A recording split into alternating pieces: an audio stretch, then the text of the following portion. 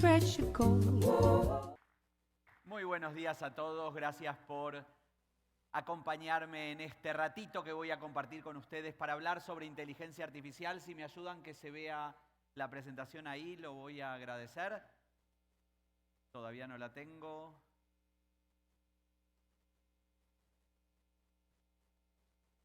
Muy bien, voy a empezar igual. Si lo logran, se agradece.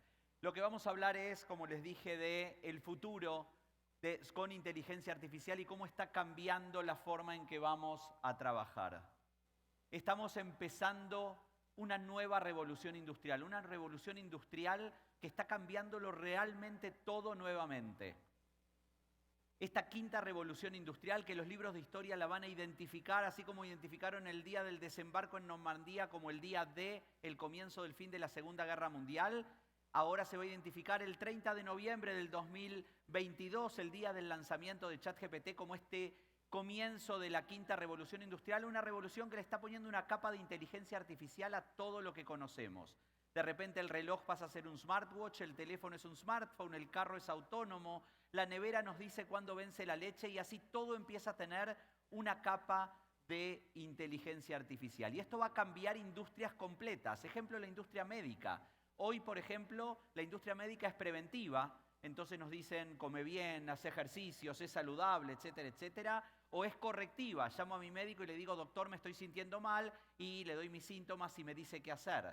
A futuro va a ser predictiva, va a haber algún dispositivo pegado a mi cuerpo que de forma inteligente va a reconocer un cambio y le va a mandar una señal a mi médico que me va a llamar a mí y me va a decir, Marcelo, me parece que te estás por sentir mal.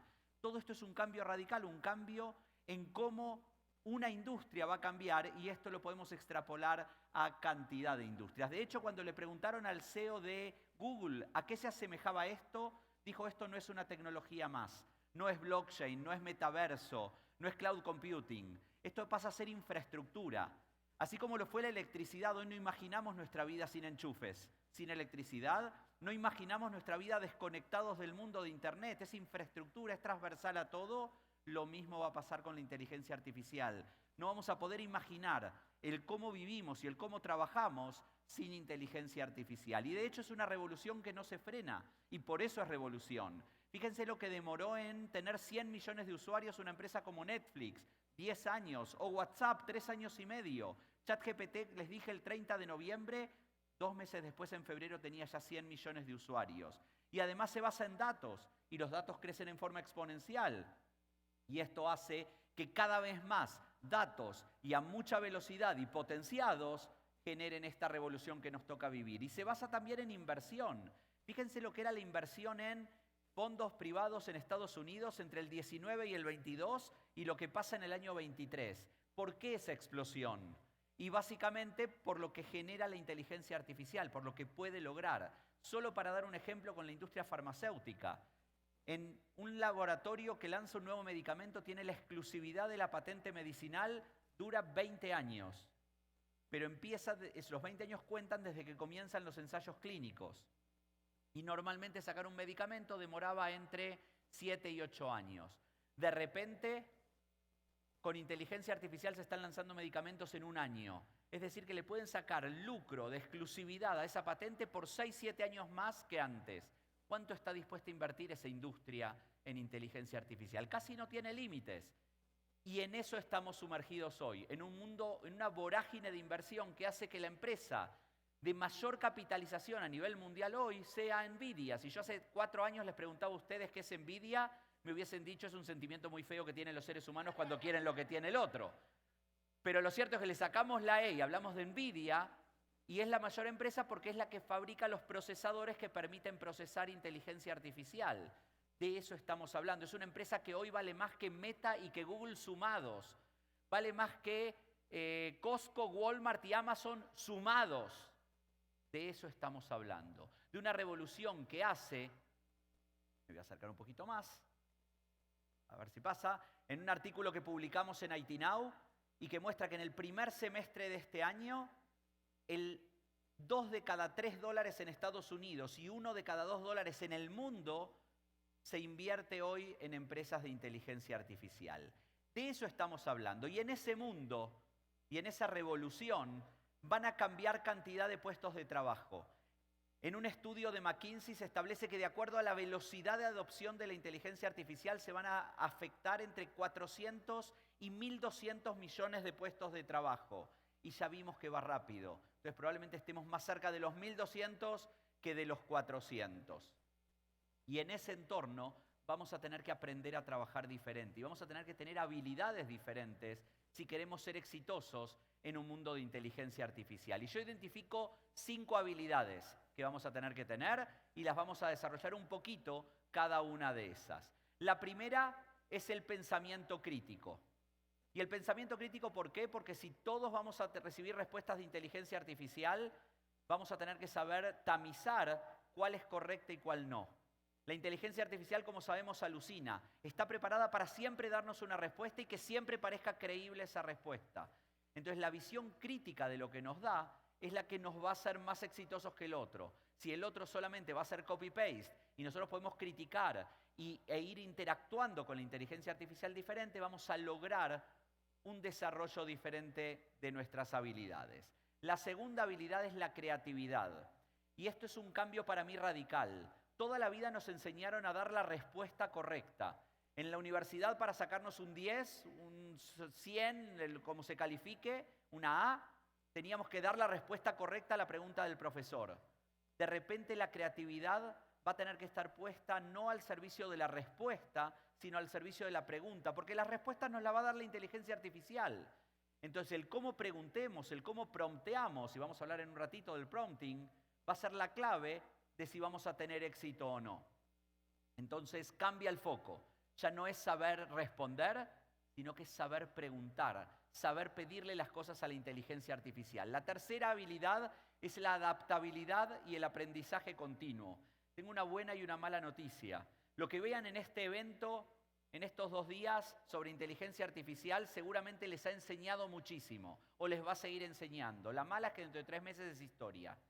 ¿Por qué? Porque esto cambia muy rápido, va evolucionando todo el tiempo. Entonces vamos a tener que aprender a seguir aprendiendo, a seguir capacitándonos. El mejor ejemplo es mostrar la evolución de OpenAI. Si ustedes ven en noviembre del 22 se lanzó la versión 3.5 y en septiembre lanzaron DALL-E 3 y en septiembre del 2024 lanzaron la primera versión razonadora y así todo el tiempo iban lanzando versiones nuevas y nuevas funcionalidades en la herramienta. De hecho, en abril del 23 lanzaron los plugins. Yo he dado talleres sobre plugins. Hoy no existen más, fueron evolucionando. Si alguien se quedó con ese aprendizaje, hoy no entiende nada de lo que está pasando.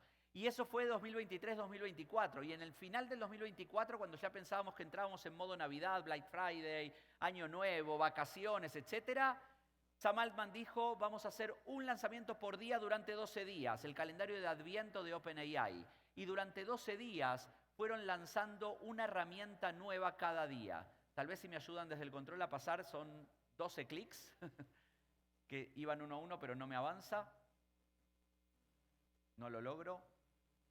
¿Me ayudan desde ahí? Dale 12 clics hasta terminar este slide. Entonces, ahí ven lo que cada día fueron lanzando. Solo por dar un ejemplo, en el día 10 lanzaron el 1-800 ChatGPT, un teléfono gratuito en Estados Unidos al cual puedo llamar y hablar con la inteligencia artificial. Imagínense un adulto mayor que está solo, que ya quedó viudo o viuda, que sus hijos trabajan, que sus nietos no le dan pelota y que pasan el día solos y que no tienen tanta afinidad con la tecnología y que hoy puedan llamar a un teléfono gratuito y hablar hoy de fútbol, mañana de música clásica y pasado de la Revolución Francesa, con el mayor experto de cada uno de esos temas. Cada día algo nuevo y esto obviamente sigue evolucionando. El día 1 lanzaron ChatGPT, la versión 0.1 completa de ChatGPT, la que habían lanzado la preview en septiembre, pero el día 12 lanzaron la O3 preview, que fue la segunda evolución. Y en abril lanzaron la O4 y en agosto el GPT-5. ¿Qué significa esto? Que cada 4 meses nos están generando un modelo nuevo. Y un modelo nuevo significa nuevas funcionalidades, mayor conocimiento, mayor capacidad, mayor interacción. Y todo esto sigue evolucionando.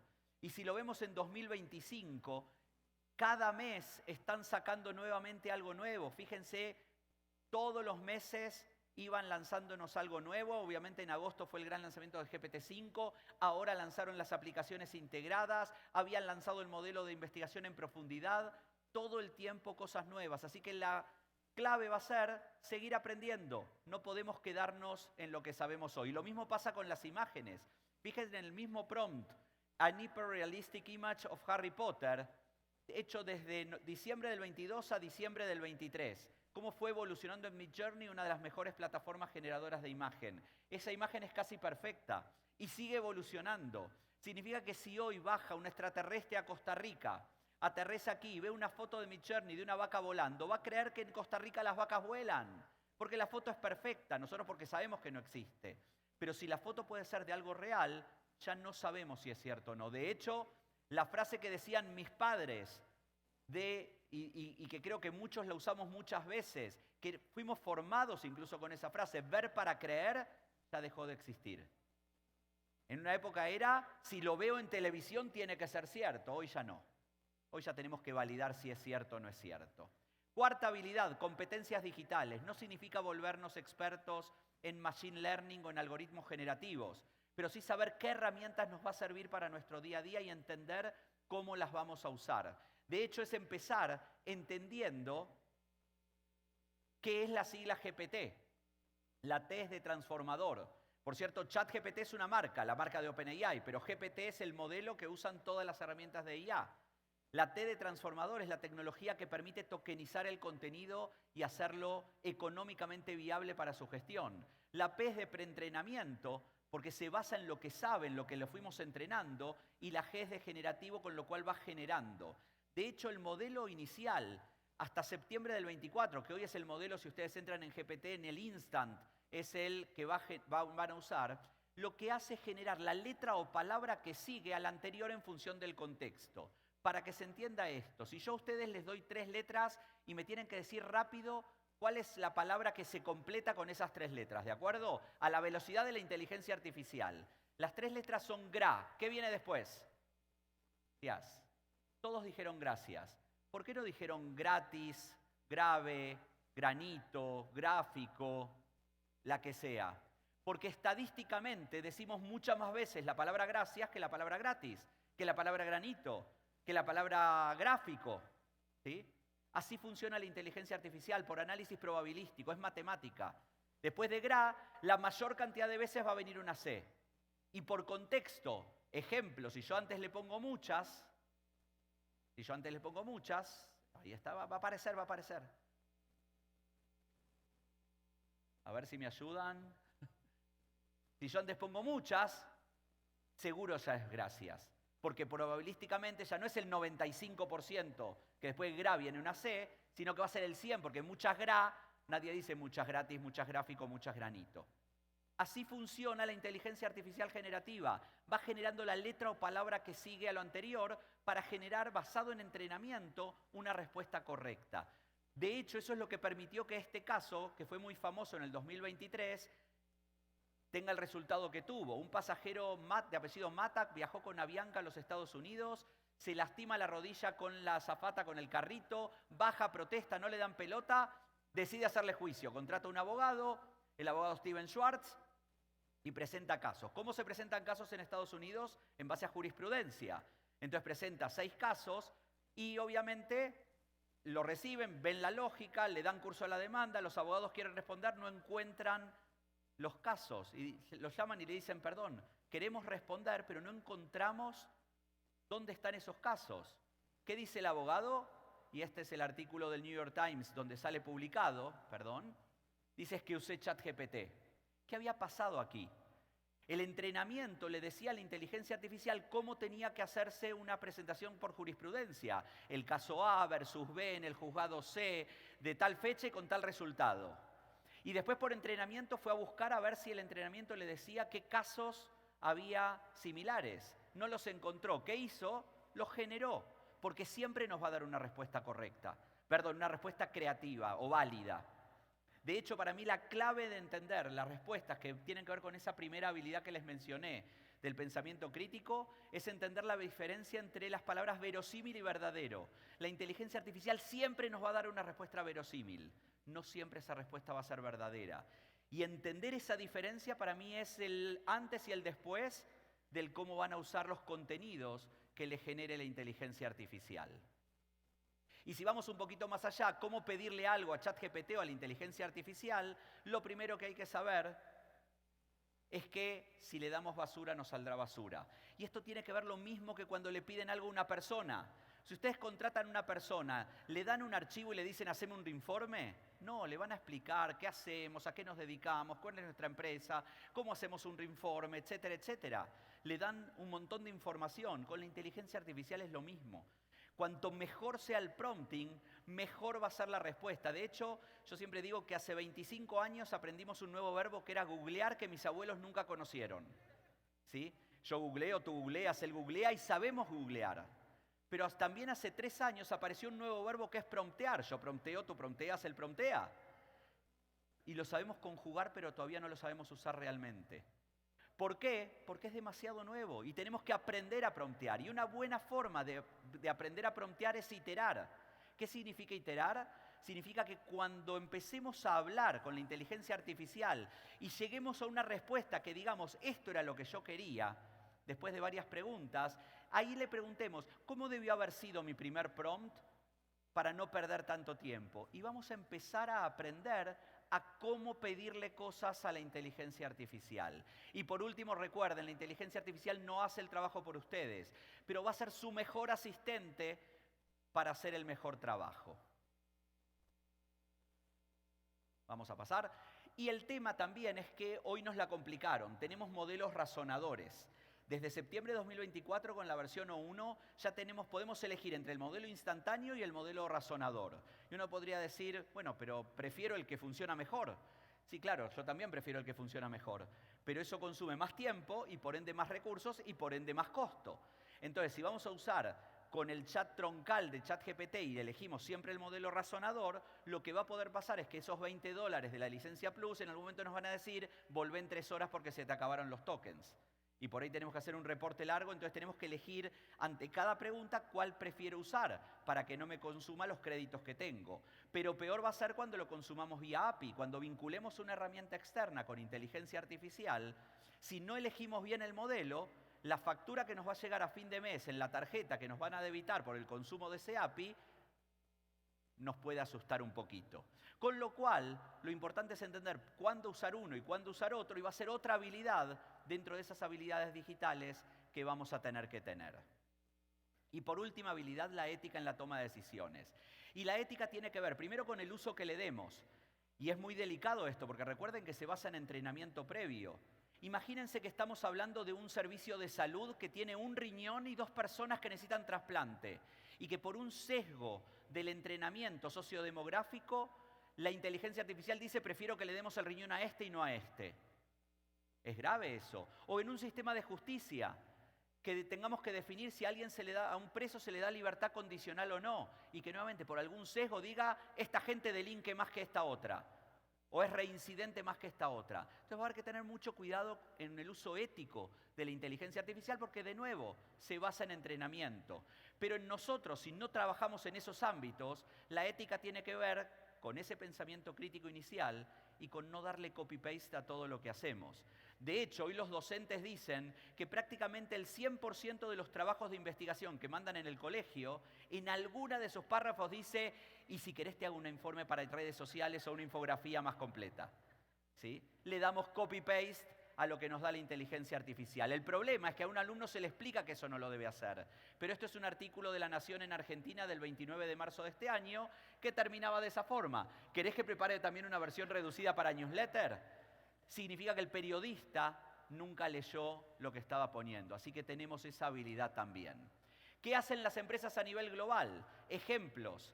Moderna, el laboratorio que hizo una de las vacunas contra el COVID, desarrolló asistentes y obliga a todo su personal a tener asistentes de AI porque dice que con eso potencian.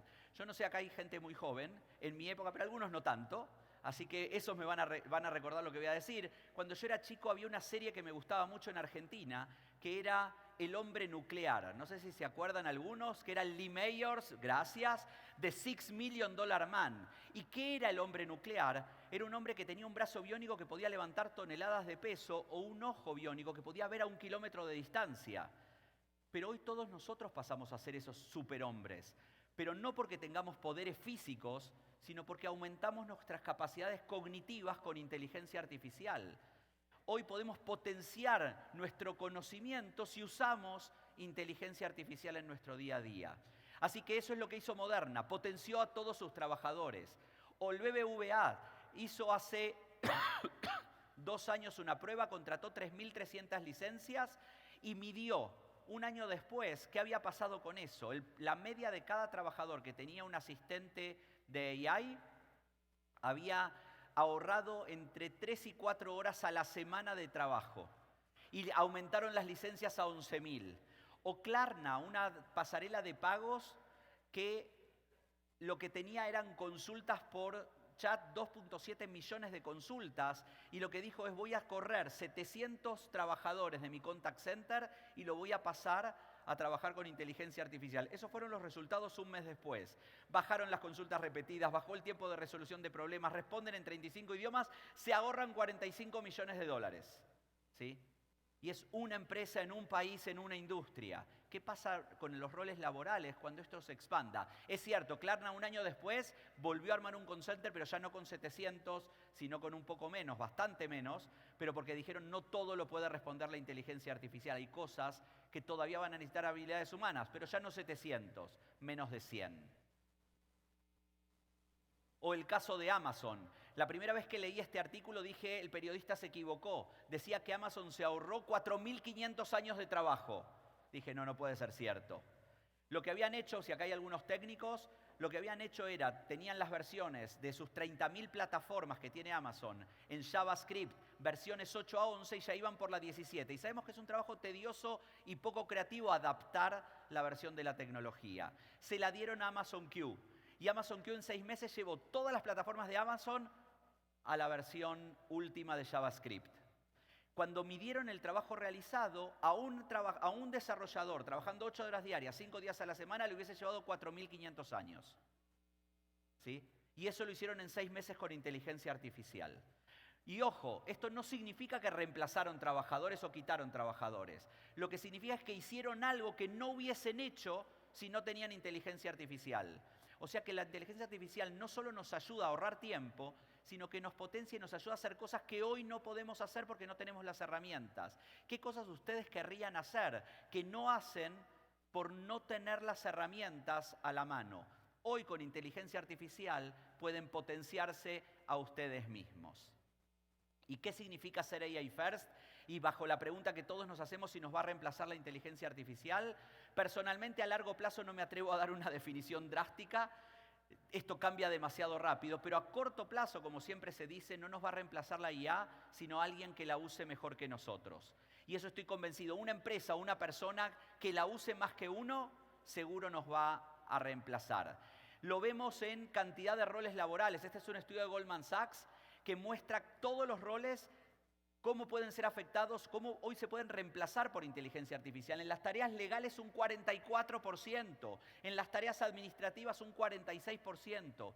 Esto no significa que 1 de cada 2 trabajadores va a ser corrido. Significa que le liberamos tiempo a nuestro personal administrativo, la mitad de su hora laboral, para poder hacer cosas más productivas, más eficientes, más creativas. ¿Y cómo debemos hacerlo? Empezando teniendo asistentes. Creen sus propios asistentes con AI, se crean por lenguaje natural. Créense sus gemas en Gemini, sus GPT customizados en ChatGPT, con Copilot Studio, los espacios en Perplexity, la herramienta que usen. Creen sus propios asistentes, que los ayuden a hacer eso que ustedes hacen en el día a día, pero ahora mejor. Cuando entendamos cómo trabajar con un asistente, vamos a pasar a usar automatizaciones y ya vamos a empezar a incorporar procesos if-then potenciados con inteligencia artificial. Y después vamos a llegar a los agentes. Pero no empecemos por los agentes, no empecemos por el final, porque no sabemos cómo ponerlos a trabajar. Y si les decimos, hacé una tarea y hacela solo, pueden generarnos algún problema en nuestras organizaciones. La pregunta clave, ¿cuándo usar uno, cuándo usar otro? Depende. Si tengo que interactuar con el asistente, mejor ir a un chatbot entrenado. Si puedo liberar toda la tarea completa, voy a un agente y en el medio tendremos los workflows. Pero esta va a ser de las grandes decisiones a tomar ante cada tarea. Para ir terminando, ¿podemos frenar el futuro? La respuesta es que no. Mañana va a ser lunes, queramos o no queramos que sea lunes.